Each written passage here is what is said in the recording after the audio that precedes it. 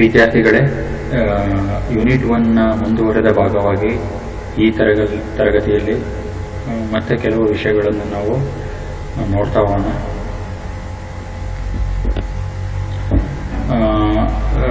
The problems on thermal stress and stresses in thin cylindrical shell, ಈ ಎರಡು concept ಹೋಗಿ ನಾವು ಈ ಒಂದು ತರಗತಿಯಲ್ಲಿ ನಾವು ಡಿಸ್ಕಸ್ ಮಾಡೋಣ. ಆಲ್ರೆಡಿ ನಾವು ಲಾಸ್ಟ್ ಕ್ಲಾಸಲ್ಲಿ ಥರ್ಮಲ್ ಸ್ಟ್ರೆಸ್ ಅಂದ್ರೇನು, ಆಮೇಲೆ ಥರ್ಮಲ್ ಸ್ಟ್ರೆಸ್ ಹೇಗೆ ಇಂಡ್ಯೂಸ್ ಆಗುತ್ತೆ ಇದ್ರ ಬಗ್ಗೆ ಎಲ್ಲ ನಾವು ತಿಳ್ಕೊಂಡಿದ್ದೀವಿ. ಅದರ ಮೇಲೆ ಒಂದೆರಡು ಪ್ರಾಬ್ಲಮ್ಗಳನ್ನು ಸಾಲ್ವ್ ಮಾಡಿದ್ರೆ ಮತ್ತೆ ನಮಗೆ ಇನ್ನೊಂದು ಸ್ವಲ್ಪ ಕ್ಲಾರಿಟಿ ಸಿಗುತ್ತೆ. Okay, let's move on to the problems.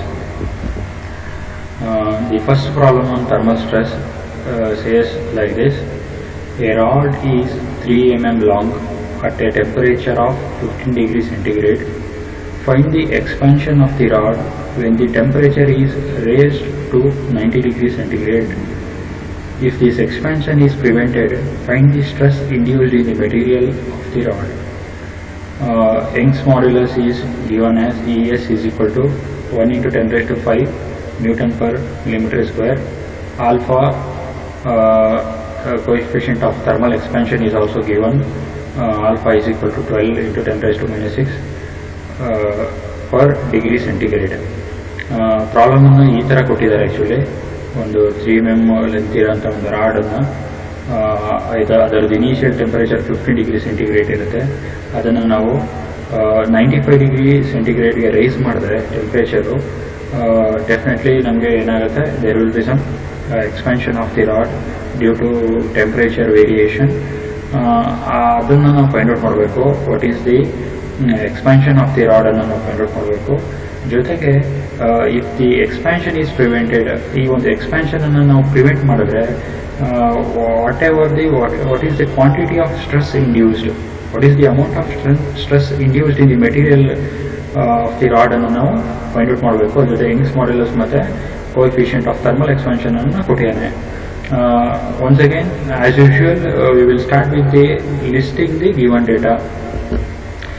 The given data in this problem is length of the rod L is given, that is L is equal to 3 meters. We will that is also equal to 3000 millimeters. For our convenient, we will keep this length in millimeters. And T1 temperature, initial temperature of the rod is T1 is equal to 15 degrees centigrade. Similarly, the final temperature is T2 is equal to 95 degrees Celsius. Once again, Young's modulus ES is given in the problem, 1 into 10 raised to 5 Newton per mm square.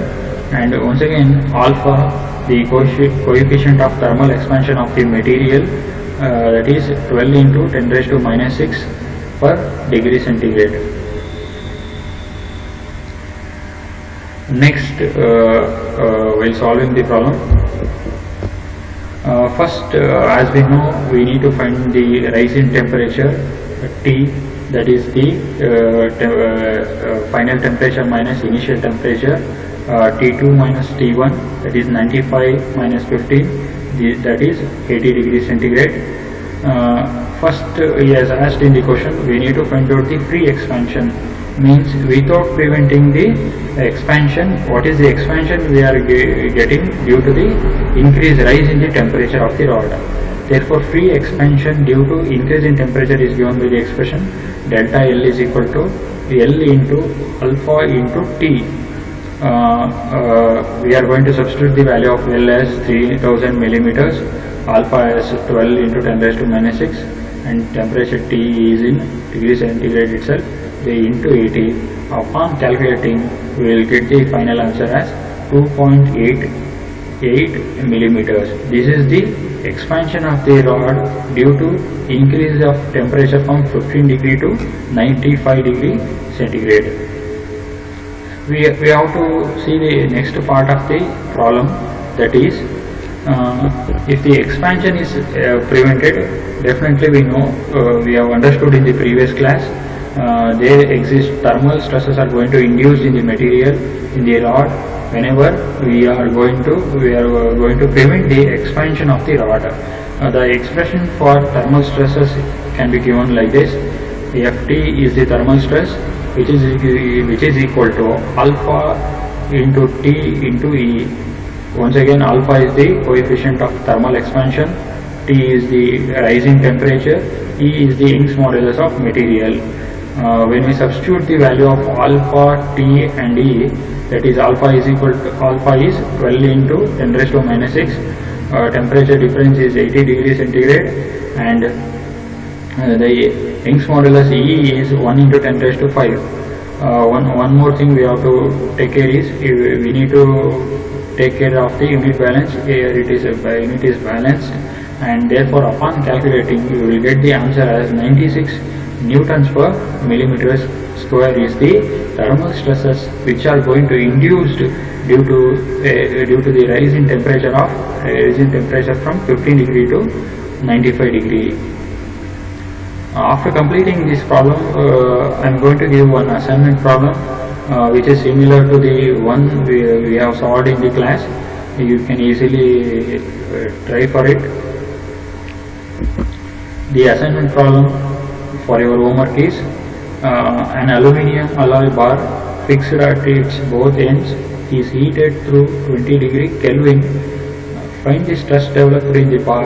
Take modulus of elasticity and coefficient of linear expansion for the bar material as 80 gigapascal, GPa means gigapascal, and 24 into 10 raised to minus 6 per degree Kelvin. That is the coefficient of linear expansion. Elasticity and coefficient of linear expansion, both thing is given, and even he has mentioned that he is heated through 20 degree Kelvin.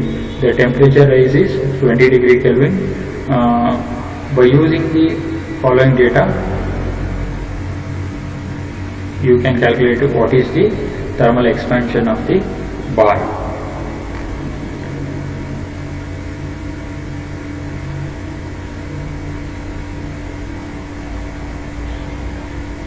And one more thing is, in this problem, as he has not mentioned the length of the bar, you can assume whatever length you want.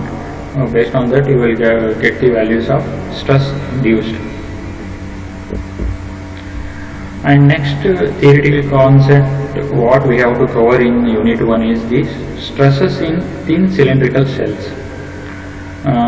Basically this cylindrical shell concept arises as we all know in our day-to-day life. We are using vessels, or even commonly we can call it as a tankers, which are used to carry either it may be water, milk, petroleum products from one place to another place, or even sometimes we used to have these vessels for storage purpose also. Therefore, whenever we use these vessels for storing water or milk, it will be under pressure of internal pressure of the liquid.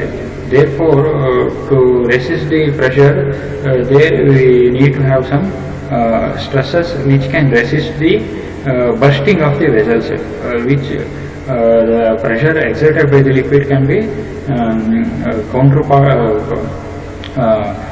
resisted by these stresses.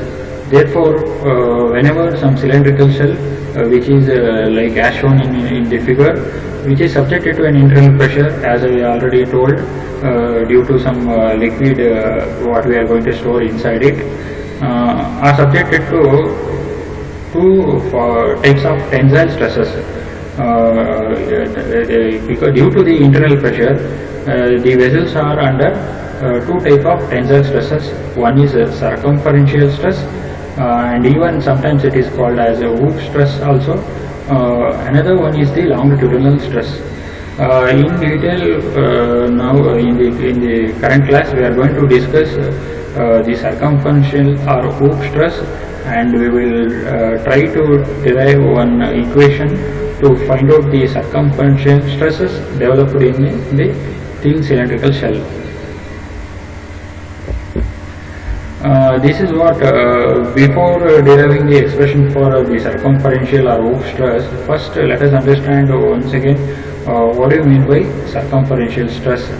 The stresses which are going to set up in resisting the bursting effect of applied internal pressure. The whatever liquid or gas which is present inside the vessel, it is going to produce some internal pressure, and the main job of this circumferential stress is to resist that internal pressure so that there won't be any bursting of the vessel. Otherwise the vessel will be bursting, it will burst like a two halves. Therefore, once again, the Hooke stress is the force exerted circumferentially. Here circumferentially means perpendicular to both axis and to the radius of the object. We can once again we can look at the figure. Circumferential means here you can here it is mentioned as delta H. Delta H is the circumferential stretch. Delta L is the longitudinal stress which is acting along the circumference. Therefore, the Hooke stress is the force exerted circumferentially, that is perpendicular both to the axis and to the radius of the object in both directions on every particle in the cylindrical wall. It is acting on each and every particle of the cylinder. Therefore, before deriving the expression for circumferential stress, we need to assume certain terms, and we need to assume the way in which we can derive it. First, let us consider a cylindrical shell subjected to an internal pressure small p, as shown in the figure B. We know that as a result of internal pressure, the cylinder has a tendency to split up into two parts, which is as shown in the figure A. Okay, we will assume certain parameters or variables to arrive the circumferential stress of the thin cylindrical shells. First, let us consider L is the length of the cylindrical shell, and small d is the diameter of the shell, small t is the thickness of the shell, and small p is the intensity of internal pressure exerted by the liquid. And we know that the total pressure along the diameter, say xx of the shell, here you can observe as shown in the figure B, we have taken one cross section xx. In that we have shown the internal pressure, how it is exerted on the vessel. We have taken only that section, the pressure acting on that section. Therefore, it is given by the total pressure Pt. We can represent it as Pt is equal to the expression for the total pressure along the section xx is intensity of internal pressure into area. The intensity of internal pressure is, as already we have taken, intensity of internal pressure as small p, and area is the diameter into length, d into L. Therefore, the circumferential stress in the shell, and now we have arrived to the circumferential stress expression. Circumferential stress Ft can be given as like in our general stress, it is the total pressure divided by the resisting section, and we already know, we have already derived in the previous slide. I have already shown the total pressure P is nothing but P into D into L, and the resisting section here, this is very one important thing. See, the resisting section means here we have to consider this is one resisting section and opposite this is the another resisting section. Here this is the L length of the shell and T is the thickness of the shell. Therefore, we have taken it as T into L, but there are two resisting sections, that's why we have taken 2 into TL. LL gets cancelled. Upon simplification, we get it as P into D divided by 2T. and this is the expression for circumferential stress, or even sometimes we may call it as hoop stress. And one more thing is that's what the tensile stress across x-axis, which is also known as hoop stress. And sometimes if we consider eta L is the efficiency of the longitudinal riveted joints. As we know, all vessels are joined by using riveted joints of the cell. We can't express 100% efficiency of the joint.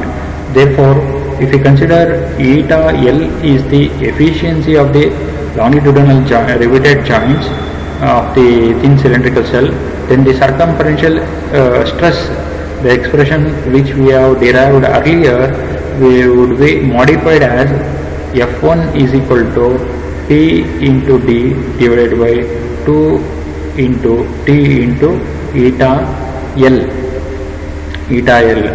where eta L is the efficiency of the longitudinal riveted joints. Means here, whenever in your problem, if he has not mentioned the efficiency of the longitudinal joints, then the expression for circumferential stress is Ft is equal to P into D divided by 2T. But in case if he has mentioned the efficiency of the longitudinal riveted joints, by that time you need to use the expression of F1 is equal to P into D divided by 2 into T into eta L.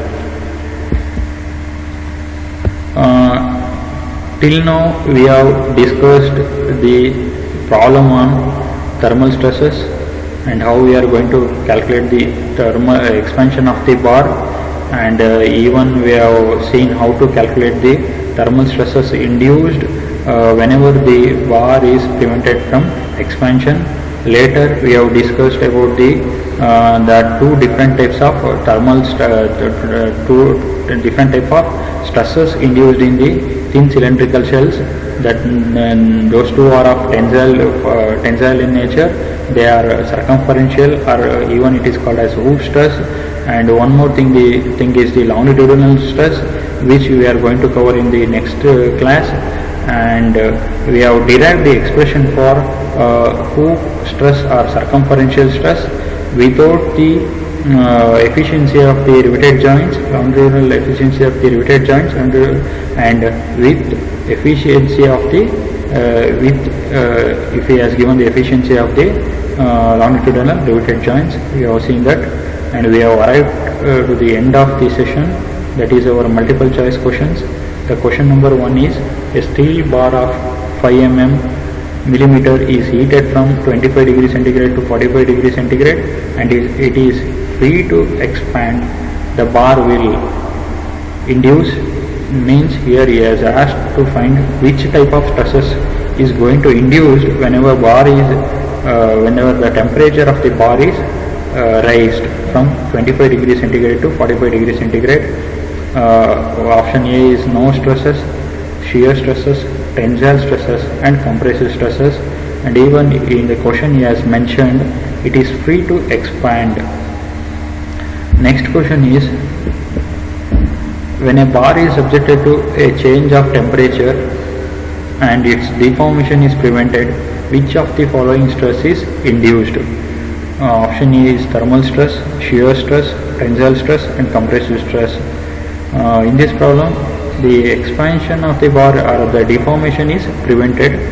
If the deformation is prevented, he is asking which type of stresses is going to induce in the material or in the bar. The next question is: when a bar is cooled to -5 degrees centigrade, it will develop. Option A is no stresses, shear stress. Option B is shear stress. Option C is tensile stress. Option D is compressive stress. Question number 4 is: temperature stress developed in a bar depends upon which of the following? That is either its coefficient of linear expansion, change of temperature, Young's modulus, all of the above. You need to think of it and you decide the answer.